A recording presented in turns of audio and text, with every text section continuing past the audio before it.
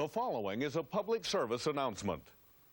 Daylight saving time begins at 2 a.m., so don't forget to set your clock forward before heading off to bed tonight. This change in time means that if you normally arrive for work at 8:30 on Monday, you'd actually be getting there at 7:30. Unless you forgot to change your clock and show up an hour late thinking it's 8:30 when it's actually 9:30. In which case your boss would probably be waiting for you at your desk cubicle at 9:30, wanting you to come and see him in his office at 9:31. But if you still forgot that the time had changed, you'd probably show up for that 9:31 meeting at 10:31. That means that you'll think that the boss is reaming you from 10:31 to 10:37 for arriving at work at 9:30 instead of 8:30, when he'll actually be reaming you from 11:31 to 11:37.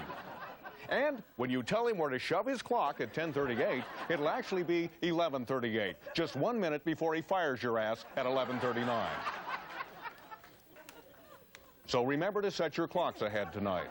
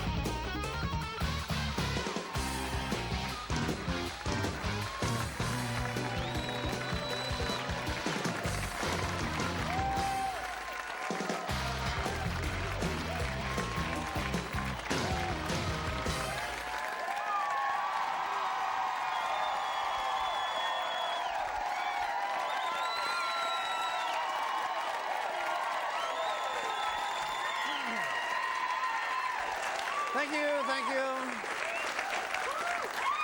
Thank you. Yes, got a very excited crowd here tonight, a little overexcited, but that's okay. It's all right, because it was kind of an overly exciting week. The opening of baseball season this week. Yeah. It was great. We had a record crowd turned out to see the Mariners. Randy was on the mound. Griffey gets a home run. Buhner gets a home run. Edgar Martinez. We're up 9-6. The table's set. We're on the way. 3-run cushion. And then in comes Bobby Ayala. Woo, yeah. The bullpen. They're back. As they start giving up runs and the crowd goes, oh, but it's not an angry sound. It's more like, oh, it's happening. It's happening again. It's sort of like being a Mariners fan in that situation. It's like letting your abusive boyfriend back into the relationship. Your friend, isn't that true? Yeah.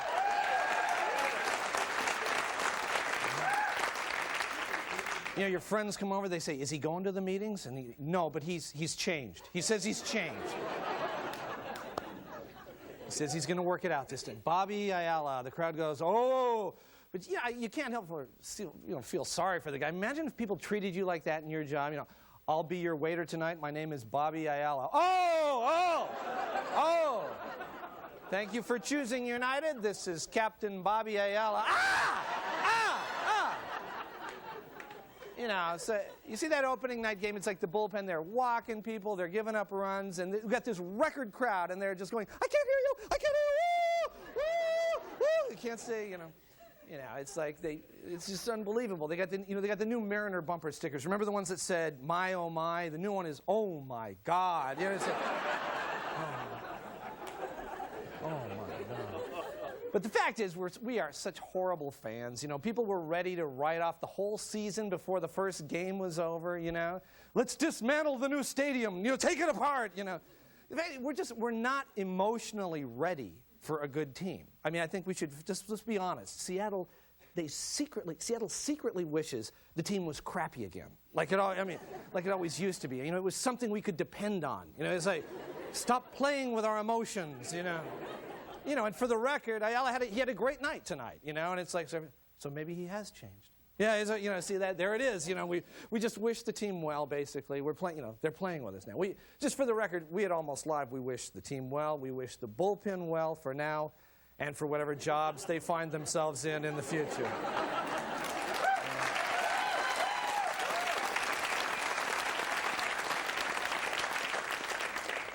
New jobs for notable people. That's the service provided by Almost Live's newest sponsor. Hey, everybody, remember me? David Lee Roth, Diamond Dave, lead singer in Van Halen. Ever wonder what happened to me and all the other cool rock and rollers from those 80s videos? Huh? Well, you'll find most of us working at the 80s Rockstar Temp Agency. Here at the 80s Rockstar Temp Agency, we're retraining yesterday's rock star to be today's temporary employee. Is your mail, Mr. Roth? Oh, great, thanks. Wouldn't you really like to hire me? Take us back down the mailroom, boy, George. If you don't, it's gonna make me cry. Get your ass back down to the mailroom, boy, George! Remember Nina of 99 Luft Balloons? Well, she'd loof to help you. 99, I'll slave for you. I'll make coffee, muffins, ooh. And who can forget the mind-blowing Tony Basil, who's now trained on both Lotus and Windows 95 software. Hey, Billy, you're so fine. Bill Gates all work overtime. Hey, Billy! Hey, Billy! And if you've got letters to get out, you need Devo.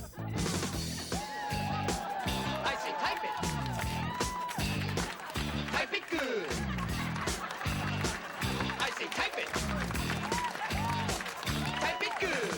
And we've got lots more, including heavy metal champs Whitesnake to help you move the furniture. Robert Palmer will entertain the kids with his new act, Palmy, the Addicted to Love Clown. And Human League can give you the human touch you need when they ask, would you like fries with that? Call us today and we'll be working for you tomorrow. And talking about tomorrow, coming soon, look for our new 90s Rockstar Temp Agency, which has already signed up that guy, Hootie, from Hootie and the Blowfish.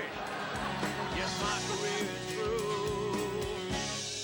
I only want to weep for you. And don't forget them delicious Spice Girls.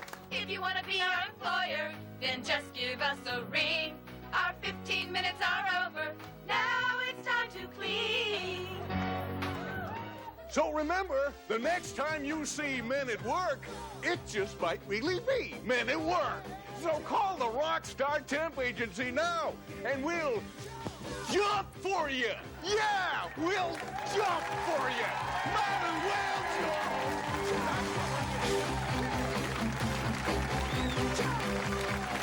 All right, stay with us. We've got a great show, and we're coming right back.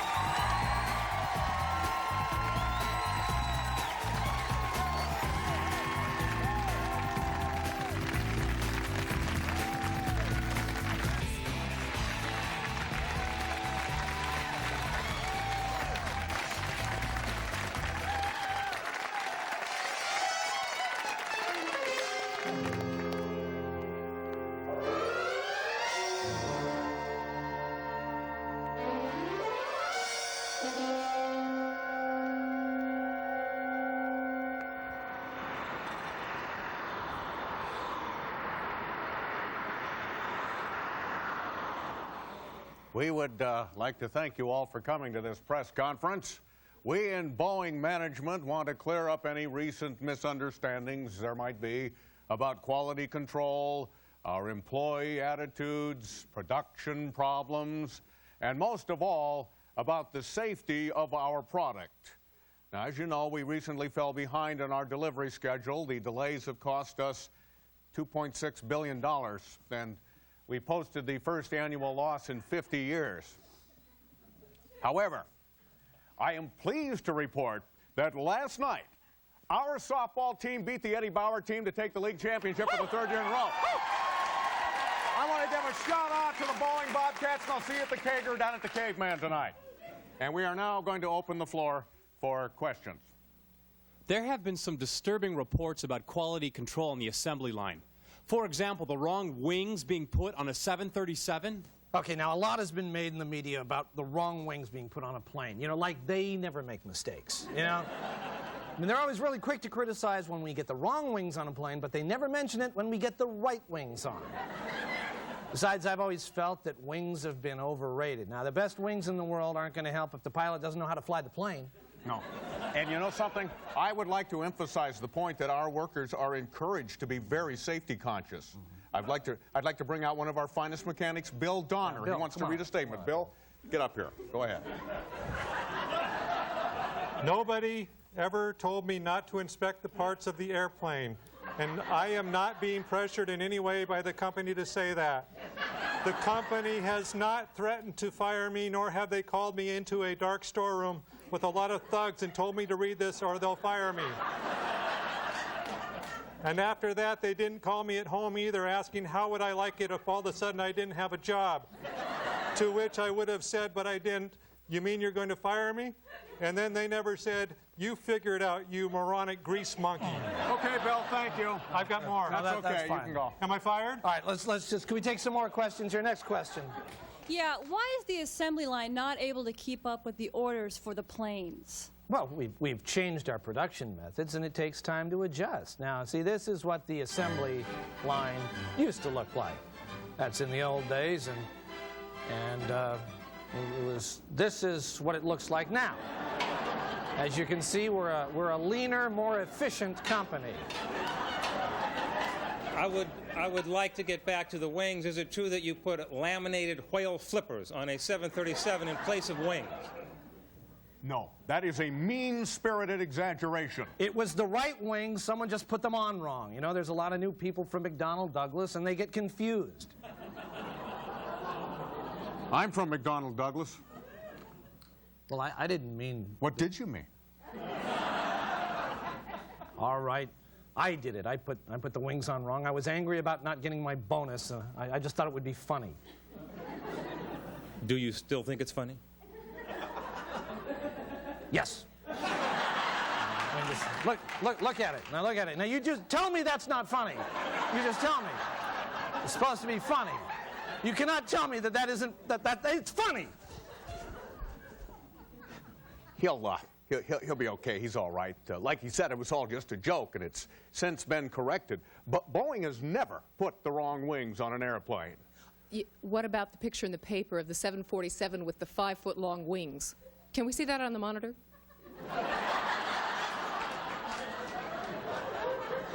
That was an experimental plane. We called that the 747 stubby wing. Mm-hmm. And did that ever fly? Yes. Yes? I mean, no. That's right. It didn't fly. But it wasn't just the wings. Wasn't there something else missing? Gee, I'm gonna say no. Uh-huh. How about the engines? Oh, yeah, those. Well, that's easy to explain. That was a glider, see? The 747 stubby wing glider. And did it glide? Yes. I mean, no. Not too well, anyway. It just kind of taxied around the airport. But we caught that right away. Do you have a plan to get things back on track? It all comes down to the right man for the right job. We have got the ball rolling now, and I am pleased to announce we've just made a great addition to the Boeing team. Somebody who's going to step up and finish the job. Our new head of production, Bobby Ayala.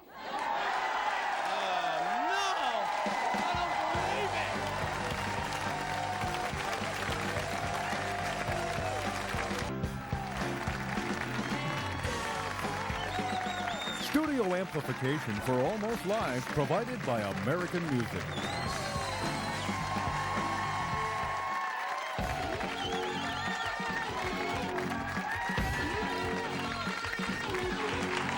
Good evening. This is the Late Report. Well, a rubber tire fell off the downtown Seattle monorail on Tuesday and struck a rental car driven by a man visiting from Scotland. The good news, the man was able to redeem the tire at Les Schwab for free beef. Well, the Castle Sex Superstore chain has opened outlets in Tacoma and Silverdale and plans 10 more sex superstores in the Puget Sound area. Brian, can we get a price check on the economy-size pack of French ticklers? Thank you.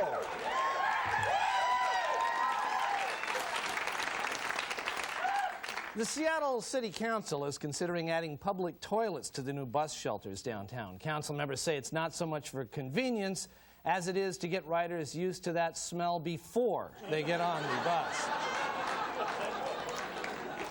Baby boomers, their years of drug and alcohol abuse behind them, have been lining up to buy tickets to Yanni's Tribute World Tour 1998 concert tomorrow at Key Arena. Says one happy ticket buyer, it's the only concert I can go to and still wake up the next day remembering absolutely nothing. Henry, we need a cleanup on the lubricant aisle.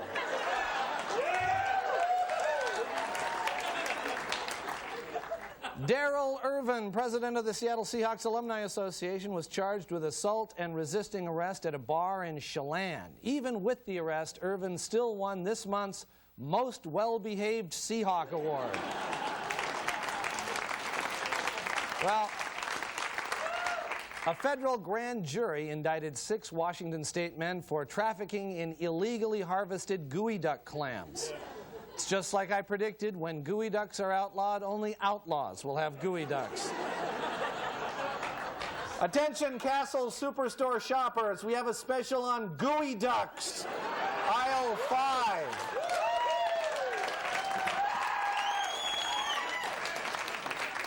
The U.S. Department of Energy will impose one of the largest fines in the history of the nuclear safety program against the main contractor at Hanford for violations including leaving an open, unlatched wagon loaded with plutonium sitting unattended in a corridor.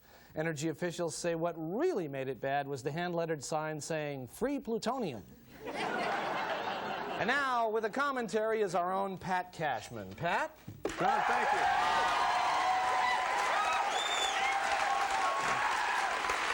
That's very nice. Thank you. Did you follow the Washington State legislature much this year, John? I have to say I didn't. No. I didn't follow the legislature too closely myself because of the restraining order. But, but when the legislature adjourned a couple of weeks ago, among the bills they sent to the governor's desk was one that would require dairy farmers to keep cow manure out of rivers and streams. What an excellent idea. But the word manure was substituted in the bill with the euphemism nutrient. So cows apparently no longer make what they used to. They make nutrient pies now. And I think the idea behind the word change, according to legislators anyway, was that if farmers would start thinking of manure as fertilizer and not waste, they might be a little more careful about what they do with it. Well, I think the new bill is a wonderful idea, but I think that that new word should not only be applied to the dairy industry, but indeed to our everyday conversation. Because substituting nutrient for that offensive 4-letter word commonly used as a crude term for excrement, and I think you know the one I mean, would be a welcome change in our daily discourse. For example, next time you hit your thumb with a hammer, would it be so hard to cry out, "Oh, nutrient, my thumb!" Or when you're skiing out of control, how about yelling, "Holy nutrient, I'm going to hit that tree!" And it would certainly sound a lot classier to point out to a friend, "Excuse me, Marvin, I believe you have nutrient on your shoe." From now on, when some nutrient head cuts you off in traffic, instead of giving him a nutrient-y look, just roll down your window and say, "Hey, watch where you're going, nutrient for brains." Or when some nutrient heel in the office is spreading a bunch of bull nutrient around about you, call him on it by saying, "Hey, you chicken nutrient, cut the nutrient and wipe that nutrient-eating grin off your face, too, you dip nutrient." Look, all I'm saying All I'm saying is let us begin today to make nutrient our new preferred word for organic waste. It will make even a nutrient-y day seem better, and that's no nutrient. Well, thanks, man. I mean, you want to go get nutrient-based after the show? I say what, John? I say, you want to go get... That was great, by the way. Thank you. How'd you like to go get nutrient-faced after the show? Oh, good. Let's do that.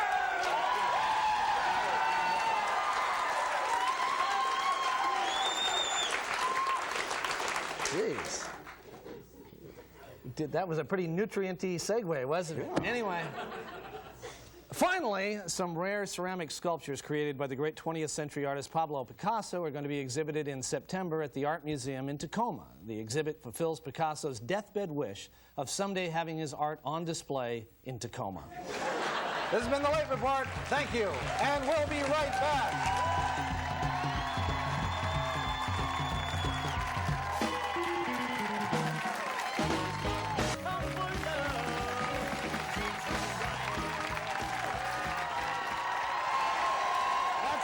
Don't forget to set your clocks ahead, and we'll see you next week. Bye-bye.